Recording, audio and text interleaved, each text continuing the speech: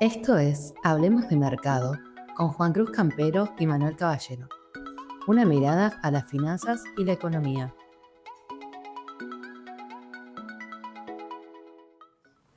Bienvenidos a un nuevo capítulo de Hablemos de Mercado. Bueno, hoy tenemos una integrante nueva, una voz que nos va a acompañar en la conducción del programa. Bienvenida, Sofi. Hola Manu, hola Juan, un placer estar acá con ustedes y acompañarlos. Bueno, hacemos un repasito de lo que vamos a hablar rápido. Dale. Los temas de la semana van por el lado de las reservas, las bandas, si se cambian, si no se cambian, las bandas del tipo de cambio, ¿no? Hubo una licitación la semana pasada. Está toda esta duda de cómo va a hacer el gobierno para comprar reservas, el dato de inflación que salió hace un ratito. Vamos a estar comentando eso y, bueno, dejando como siempre algunos comentarios sobre qué activos mirar y dónde creemos que puede haber oportunidades. A mí me interesaría que me comenten un poco por qué es tan importante esto de que el Tesoro haya renovado la deuda y qué va a cambiar en el mercado. Bueno, empiezo contestando yo ahí un poco. La dinámica del rollover de deuda, que es algo que venimos barajando, y también un poco la métrica y el termómetro de eso era el tema de riesgo país. Es como que cambia el espectro de la forma en la que venía manejando el gobierno todo lo que tenía que ver con su cuestión de reservas, ¿no? O sea, el haber acomodado la macro, el haber ordenado las cuentas en algún punto y haber mejorado la relación que tiene con Estados Unidos, haber sacado un excelente resultado electoral fuera de lo esperado, es como que lo pone en otro escenario distinto. Veníamos en un escenario donde venían dilapidando reservas, justamente porque decías, bueno, veías un mercado nervioso, con problemas de vencimiento de deuda por los próximos 2 años, y de repente cambia abruptamente ese escenario con todo esto, ¿sí? donde el mercado dice, bueno, el tema de las cuentas en orden ya lo teníamos, pero no era suficiente. Había un riesgo electoral muy fuerte. Bueno, solucionamos eso y a eso le sumamos una relación muy estrecha con Estados Unidos, donde me da un swap con 20.000 millones de dólares. Ahora, ¿cómo te impacta eso? Bueno, Argentina hoy tiene la potencialidad de salir al mercado de deuda externo a renovar los vencimientos que tenga por los próximos 2 años. No quiere decir por ahí que se tenga que hacer abuso de la herramienta, pero sí en algún punto saca mucha presión, ¿no?, a lo que es el mercado, sobre todo por los vencimientos que vienen los próximos 2 años, que es un monto, digamos, una suma importante, pero entendemos en esta dinámica que, y creo que ahí vas a coincidir, Juan, es decir, si Argentina viene ordenando y viene haciendo un laburo prolijo, ¿no?, ese perfil de vencimiento de deuda va mejorando. O sea, entonces yo saco una deuda hoy porque me vencen, no sé, 5.000 palos, bueno, listo, fantástico. O sea, la próxima vez voy a renovar con otra deuda que voy a mejorar tasa de interés, voy a mejorar plazo, porque Argentina debería tender a ser una economía mucho más ordenada, con una macro mucho mejor y con números, digamos, que la acompañen. Sí, me quedo con eso que decías, la potencialidad, porque hoy todavía el riesgo país está un poco alto para eso, pero bueno, con la tendencia que viene, que trae, debería lograrse. Siempre la pregunta es cuándo se va a dar ese nivel de riesgo país que te permite renovar la deuda a una tasa razonable, y eso depende mucho del mercado, de cuánto compren los inversores y a qué velocidad, que bueno, las compras, digamos, de activos argentinos te van a hacer subir el precio y te va a bajar el riesgo país. Y eso te va a permitir que vos renueves la deuda a una tasa más baja. Y por ahí está bueno aclarar por qué es importante también, porque si bien estamos viendo la tasa del tesoro del gobierno, la realidad es que también impacta en el sector privado, porque la tasa a la que se endeuda el sector privado, sobre todo en los mercados internacionales, que no hay mucho, pero bueno, la idea también es que el mercado se empiece a expandir. Sí. La tasa que paga el sector privado es la misma que el tesoro, que el gobierno, más algunos puntos adicionales, ¿no? Sí, un spread, digamos, adicional por el riesgo, Claro. que implica. De todas maneras, bueno, el año pasado creo que fue que vimos como una dinámica un poco rara, que eran compañías, digamos, ¿no? No sé, emitiendo N a 8% en dólares anual, y un gobierno que Sí. tenía una TIR del 14%. Sí, es una particularidad argentina, Sí. que el riesgo del privado es más bajo que el del soberano, pero bueno, en un escenario de normalización Sí. esa relación se debería dar. Por ahí justamente lo que vemos en el mercado es que los precios de los bonos suben y los de la ON no, porque la tasa de los bonos estaba muy alta y las de las ON, ponele que estaban Sí. a un nivel medianamente razonable. Y eso obviamente también afecta a las tasas en pesos, porque la tasa en pesos es la tasa en dólares con un ajuste por la expectativa del tipo de cambio futuro. Entonces, si vos tenés menos tasa en dólares, también va a tener menos tasa en pesos, más allá de que, bueno, la tasa en pesos también tiene otras dinámicas internas, ¿no? Pero afecta, es importante para toda la economía en general que se baje el riesgo país, porque se abren oportunidades de financiamiento para el sector privado también. Ujú. Bueno, Juan, ¿y cómo podemos aprovechar esta bajada del riesgo país? Bueno, idealmente, si querés que el riesgo país va a bajar, cuanto más largo sea el bono que compres, más va a subir el precio. Con lo cual, bueno, esa sería una opción, ¿no? Bonos largos, como serían GD41, GD38, bueno, AE38, bonos largos, que cuanto más baje el riesgo país, más van a subir, pero por otro lado, cuanto más suba el riesgo país, si se da el movimiento inverso, bueno, los precios van a caer más, ¿no? Estás metiendo más riesgo. Venimos de esa dinámica, digamos, en estos días. O sea, a ver, tuvieron un upside importante el tema ¿Las tasas sobre- no vienen estando súper bajas? Yo pensé que el dólar iba a bajar después de todas las elecciones y demás, y acá estamos. Sí, por ahí las tasas bajas son las en pesos, las tasas en dólares, bueno, están tendiendo a la baja, ¿no? De la mano del riesgo país. Y bueno, y el dólar sí, muy estable, ¿no? Sí, hay una dinámica ahí todavía de que tenés un tipo de cambio para... A ver, de todas maneras el hecho de que esté estable hoy no es un detalle menor, o sea, como que venimos de una dinámica muy fuerte, ¿no? De donde el central venía liquidando y bueno, después eso se dio vuelta y creo que también hay una cuestión de estacionalidad, que eso en algún punto te impacta sobre el tema tipo de cambio. Los fin de año son bastante más complicados. Y bueno, después tenemos lo otro que también, bueno, hay rumores ahora en el mercado, el tema de la modificación del esquema de bandas y bueno, también hay que ver eso cómo te impacta en el desarme de las posiciones en dólares, ¿no? De la gente que viene buscando cobertura.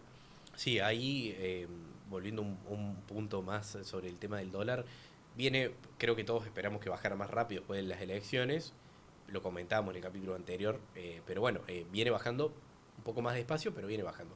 Quizás también porque la tasa en pesos bajó muy fuerte, entonces si la tasa en pesos fuera más alta, por ahí tenés más incentivo a no comprar dólares o a invertir en pesos. Quizás si la tasa en pesos fuera más alta, hubiera bajado más rápido.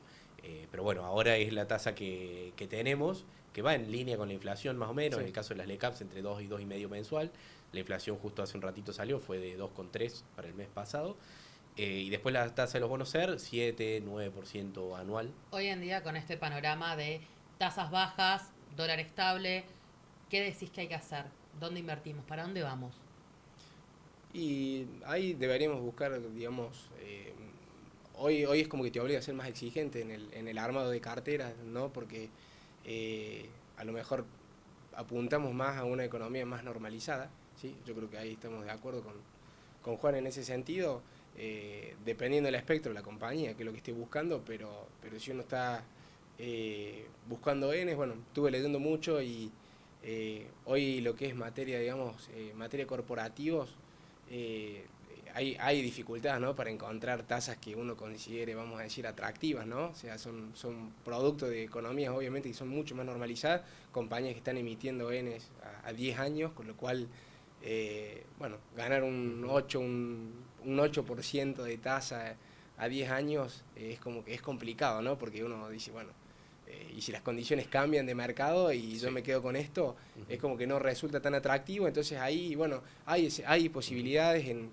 materia corporativa con tasas del 6%, de lo poquito que queda, y después, bueno, también si uno ve con buenos ojos y al gobierno, todo lo que tiene que ver con curva de soberanos, a mí algo me gusta, sobre todo lo que es materia G41, Bueno, me vos parece... el 28. El BOPREL 28 también es un excelente instrumento, digamos, con un riesgo muy distinto a lo que es materia soberano, pero también te permite en algún punto mitigar riesgos y ganar una buena tasa, con pagos de vencimientos que podríamos decir que, bueno, vienen garantizados, ¿no? Porque, o sea, o por lo menos, a ver, hoy el gobierno es como que blinda las condiciones para el pago de eso, ¿no?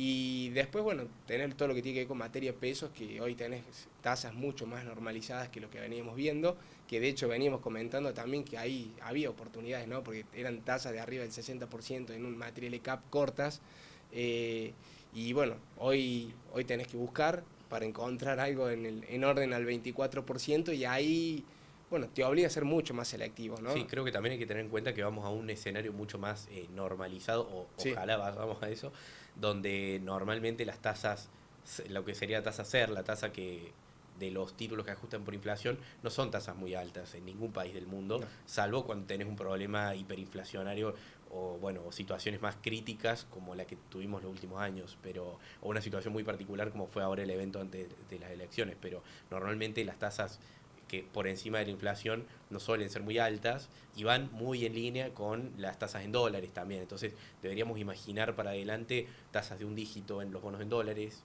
tasas de un dígito en los bonos SER, y bueno, y la tasa en pesos va a ser la tasa SER más la inflación, más o menos, o muy parecido a eso, con lo cual, bueno, te da el 20 y pico que... En un esquema de normalización absoluta deberíamos estar indiferentes entre comprar un dólar o eventualmente, no sé, poner la plata en un plazo fijo. O sea, deberían ir más o menos de la mano, ¿no? Sí. Esos desarbitrajes, digamos, terminan generando el carry o terminan generando, digamos, incentivos o dolarizar una cartera de forma exagerada por estas cuestiones, digamos, que tienen que ver, no sé, bueno, en este caso fue electoral, ¿no? Escuché que Caputo dijo que va a ajustar las bandas. ¿Me puedes contar sobre eso? Sí, en realidad creo que fue un comentario ahí, no está Sí. claro, o sea, no fue una declaración oficial, Ujú. pero bueno, está esa idea de que en principio el gobierno ajustaría las bandas que hoy suben al 1%, la banda superior del tipo de cambio sube al 1% y la inferior baja al 1%, se ajustaría a 1,5%, pero bueno, no, obviamente no está confirmado, son rumores, pero ¿de dónde viene esto?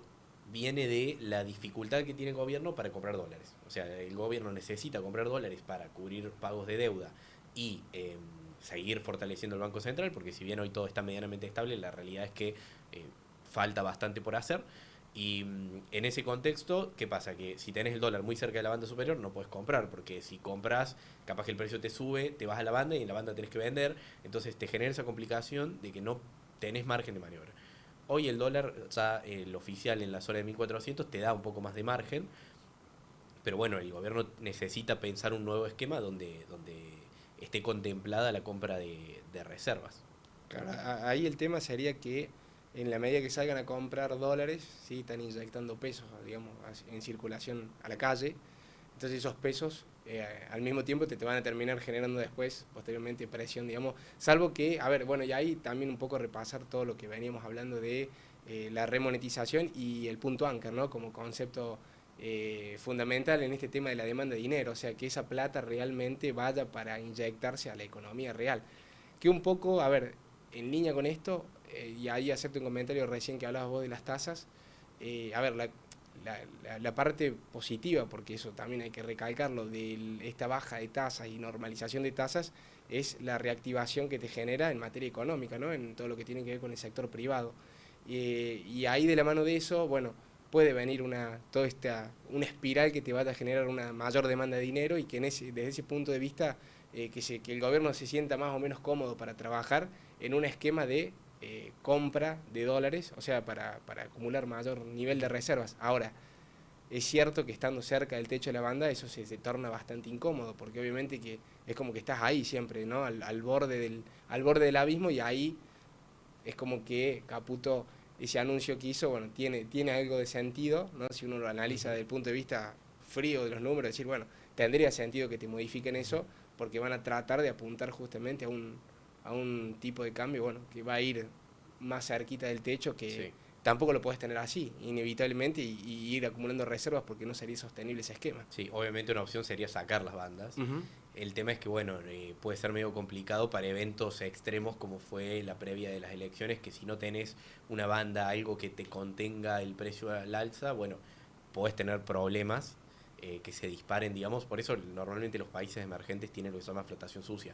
Es decir, que el Banco Central interviene bajo determinados... en determinados eventos, bajo determinadas condiciones o a veces discrecionalmente, pero salen a vender dólares cuando el tipo de cambio se descontrola. El tema es que el Banco Central no tiene muchos dólares, tiene bastante pocos como para hacer eso. De ahí que decimos esta importancia de acumular reservas, ¿no? Y por ahí el gobierno tendría dos formas por ahí. Tiene dos objetivos, creo que son remonetizar, que es inyectar dinero, porque venimos de un esquema, seguimos en un esquema muy restrictivo de las elecciones y demás, que eso es lo que siempre veníamos comentando, y después está el objetivo de reservas. Ahora, ¿cómo cumplís esos dos? Y lo ideal sería que, como vos decías, compres dólares, porque cuando el gobierno compra dólares, está inyectando pesos a la calle y estás cumpliendo los dos objetivos al mismo tiempo. El tema es que hoy no lo podés hacer. o no de forma sostenida. Por ahí otras cosas que podría hacer el gobierno para comprar reservas sería, no sé, establecer un monto diario que compra todos los días ese monto. Podría ser, no sé, comprar en cierta zona de precios o manejarlo discrecionalmente, como, bueno, hasta ahora se compraron algunos dólares durante la semana pasada. Sí, no eran muchos, pero se compran. Sí, creo que eran 100 millones, algo así, discrecionalmente, simplemente en algún momento salieron y compraron. Bueno, son diferentes alternativas que vamos a tener que ir siguiendo porque es un punto súper importante y que creo que si el gobierno logra instrumentarlo de una forma que sea creíble y que el mercado vea que funciona, el riesgo país puede incluso bajar más rápido. Sí. Porque hoy es la principal preocupación, creo yo. Sí, es esa y el tema del cepo, por ahí profundizar. De regulación en general, diría. Sí, eso es verdad, otro punto importante. ¿De Estados Unidos tenés algo para poder aportar? Bueno, de Estados Unidos se está dando algo muy curioso que es que tenemos lo que llamamos la Equity Risk Premium negativa. O sea, esto es... ¿Podés traducirlo antes Sí, de sí. seguir? Esto es que si vos tomás las ganancias esperadas por el mercado, tomando el S&P 500, ¿no? Las ganancias esperadas de todas las empresas del S&P 500 para el próximo año, te da que no te genera un rendimiento adicional a lo que sería comprar un bono del Tesoro. Entonces, ¿qué pasa? Que podemos decir que el mercado está caro, básicamente, porque te está rindiendo muy similar, lo que el mercado estima que el S&P 500 va a rendir, es muy similar a lo que va a rendir un bono, con lo cual no tendrías grandes incentivos a comprar acciones. Entonces, la pregunta es, ¿por qué el mercado compra? Te compras un bono que es uno de los activos más seguros del mundo. Claro. Te va a tu casa. Distinto. Estás tranquilo. Entonces, con las acciones estarías, si se da lo que el mercado proyecta, estarías arriesgando mucho para ganar lo mismo que ganarías con otro activo más seguro. Perdón, ¿estás diciendo que no hay que comprar acciones o que salgamos de las acciones? No es tan así porque acá siempre juega la expectativa. Entonces lo que podemos decir es que el mercado, podría ser que el mercado esté viendo dos cosas para argumentar esto. O está viendo que la tasa de bonos va a bajar, con lo cual ahí se te acomoda, o tranquilamente está viendo que las ganancias de las empresas van a ser más altas. O sea, hay cierto optimismo. Tenés optimismo por dos lados. Por el lado de que, a ver, si estás pagando caro es porque crees que las empresas van a crecer mucho más de lo que está esperando, de lo que se espera, o que la tasa va a bajar más rápido de lo que está estipulado, o las dos por ahí. Entonces, probablemente es una combinación de ambas, pero también podría pasar que si la tasa no baja, si las empresas no ganan más plata, bueno, que el mercado corrija, ¿no? Tenés un desarbitraje que se va a corregir de alguna manera. O se corrige la tasa y las ganancias, o se corrige el precio. Sería eso, ¿no? Bien. Creo que más o menos. Sí. Te hago una pregunta ahí, Juan, porque y un poquito también para correlacionarlo con lo que hablábamos recién del tema de a ver cómo el gobierno podría ir eventualmente planteando un esquema de acumulación de reserva o por lo menos de cancelación de vencimientos para los próximos 2 años, ¿no? Porque, a ver, es cierto que la acumulación de reservas es una preocupación y también es cierto que tienen otras herramientas que se vienen barajando, como el hecho de decir, bueno, tenemos un riesgo país que viene en caída, entonces, la tasa de interés de Estados Unidos te afecta, ¿no? La tasa a la que nosotros nos podríamos endeudar, y en ese sentido que te pregunto a vos, digamos, y de última lo debatamos, pero que estás un poco más empapado en materia de Estados Unidos, ¿qué se espera, ¿sí? En términos de tasa, ¿sí? Para los próximos, digamos, meses y el año que viene? Sí, creo que es, si no recuerdo mal, es febrero. Tenemos una reunión en diciembre y otra en febrero, si no recuerdo mal. El mercado espera que siempre se hacen las consultas a los analistas y se le va asignando probabilidades. Bueno, hoy el mercado espera que la tasa siga bajando, medio punto más por lo menos. Y justo esta semana vinieron algunos datos de empleo que marcan que el mercado laboral se está estancando, que puede haber complicaciones. Entonces, los analistas lo que dicen es, bueno, si el mercado laboral se está complicando, es probable que la Fed tiene argumentos, tiene incentivos para bajar la tasa, como de hecho ya lo viene haciendo, porque tienen esa preocupación de que se genere desempleo o de que haya algún problema en el mercado laboral. Entonces, eso es lo principal que están mirando. Por otro lado, obviamente que la otra cara de esto es la inflación, y ahí, bueno, la inflación en Estados Unidos está un poco más estancada, pero bueno, parece ser, cuando la Fed baja la tasa, lo que nos está diciendo es que va a priorizar un poco el nivel de empleo y que se está sintiendo bastante cómodo con este nivel de inflación, porque si bajas la tasa, como que dejas el objetivo en un segundo plano, digamos. ¿no? Bueno, o sea, y eso nos va a afectar, nos puede afectar a nosotros. claro, con el bono. traspolándolo a materia local, ¿no? O sea, a ver, eventualmente un riesgo país que está ahí justo al borde, digamos, ¿no? De lo que uno querría o por lo menos esperaría como potencial para que el gobierno salga a colocar deuda en dólares y una tasa de Estados Unidos que uno la ve a la baja, bueno, podría llegar a generar una ventana de oportunidad para que Argentina salga al mercado internacional de crédito a decir, bueno, algunos vencimientos los vamos a sacar de ahí, que yo creo que es lo que esperan también, ¿no? O sea, Bueno, a principio de año tuvimos la emisión de los bondes, que fue una emisión muy chiquita. muy chiquita. Que eran estos bonos raros que... Sí, 1.000 millones de Sí, dólares, si no me sí, equivoco. sí. Fue Y eran estos bonos así medio raros que el inversor daba dólares y recibió un bono que le iba para una tasa fija en pesos. Sí. Bueno, fue en una emisión que se hizo con un riesgo país de 500 puntos más o menos. Ujú. Y hoy estamos en 570, estábamos hace un rato. Sí, es como que vuelve, digamos, Sí. por lo menos hay que ponerlo de vuelta sobre la mesa. Probablemente. Y obviamente no es que sigue siendo una tasa alta, no es una tasa a la que vas a salir a tomar mucho. Pero por lo menos para ir tanteando el mercado, viendo qué posibilidades tenés. Y si estás muy ajustado, bueno, por ahí alguna emisión menor podría haber. Pero yo creo que, no sé, es difícil tirar de plazo de tiempo, pero yo creo que llegamos a junio del año que viene con acceso a los mercados. Sumado a eso también, y voy a dejar una reflexión porque por ahí no sé cómo estamos en materia de tiempo, pero estaba escuchando mucho que decir, bueno, a diferencia del gobierno con Macri, ¿no? A ver, porque en realidad también en esa época también, bueno, se corrigieron algunas cosas, o sea, se trabajó obviamente, y bueno, después podés discutir el tema del globalismo fiscal y toda esa pelota, pero independientemente de eso también se corrigió mucho, ¿sí? En materia económica y así todo, bueno, tuvieron un problema, ¿no? En el medio, que fue esto de que, bueno, se le fueron todos los capitales, digamos, ¿no? Que estaban haciendo carry, porque realmente era eso, hubo un desarme de posiciones masivas y se te fue todo allá de vuelta, bueno, te generó presión sobre el tipo de cambio y ahí terminamos nosotros en una historia que ya la conocemos. Ahora, a diferencia de eso, yo creo que también se han construido, ¿sí? Las condiciones en materia local para que eso no pase, porque de hecho, digamos, en materia de capitales externos que hayan entrado, justamente son muy pocos lo que se ha permitido. De hecho, está el número ahí dando vuelta, pero creo que multiplica casi 20 veces la cantidad de dinero, digamos, en materia o sea, en materia de extranjeros, ¿no? Que pudieron ingresar justamente a hacer carry. Entonces, la exposición que tenés ahí realmente es muy baja. Y sumale a eso, ¿no? La corrección en materia económica, que es que bueno, está bien, las condiciones eran distintas, la tolerancia, digamos, de la sociedad fue muy diferente a la época de Macri, pero bueno, hicieron un recorte fiscal que fue importante y bueno, es como que las condiciones son otras. Entonces es como que el gobierno yo creo que tiene mucho más flexibilidad hoy para tomar ciertas decisiones, como que no tenés que hacer mucho para correrlo, o sea, creo yo. ¿Sí? Y más habiendo tenido un resultado electoral muy favorable que le va a permitir tomar ciertas decisiones que en materia microeconómico, ¿sí? van a empezar a generar algún impacto en la actividad, ¿no? O sea, a ver, si se logra impulsar una reforma laboral, si se logra también ver el tema de impuestos, bueno, o sea, yo creo que son cosas que van a sumar mucho, ¿no?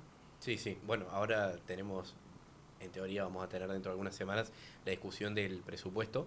Creo que sería una gran señal para el mercado que el presupuesto tenga superávit fiscal, que por lo menos haya cierto consenso de el superávit no se tiene que tocar, sobre todo porque más allá del tema de la deuda, que si tenés superávit no necesitas tomar deuda y demás, que dicho sea de paso siempre lo decimos acá, Argentina no tiene un problema de deuda, no está muy endeudada, el problema es que la tenés que pagar y no la puedes renovar, porque si la renovás y esos vencimientos grandes empiezan a ser vencimientos chicos en el largo plazo, no hay problema.